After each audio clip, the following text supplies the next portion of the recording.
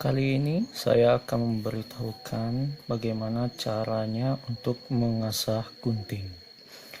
Nah, gunting apabila sudah sering digunakan, seringkali ketajamannya itu juga berkurang.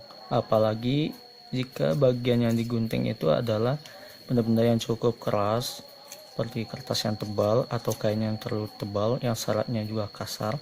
Nah, itu biasanya ketajaman gunting itu juga akan lama-lama berkurang. Ketika akan mengasah gunting, kita harus memastikan dulu bagian mana yang harus kita asah. Karena ketika kita salah mengasah, malah gunting itu semakin tidak tajam, malah lebih jelek daripada sebelum diasah. Nah, ada beberapa bagian dari matanya ini. Di bagian ini yang cukup lebar, dan ini ada yang bagian kecil.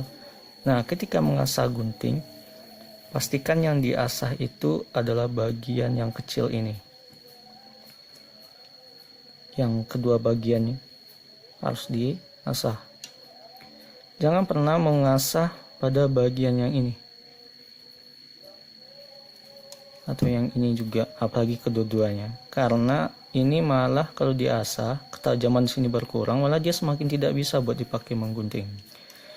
Dan kalau yang diasah bagian ini, malah nggak ada gunanya karena dia nggak berpengaruh kepada bagian yang akan digunting. Jadi pastikan saat menggunting itu adalah bagian di sini, bagian yang kecil ini. Nah, ini bagian matanya itu yang ini.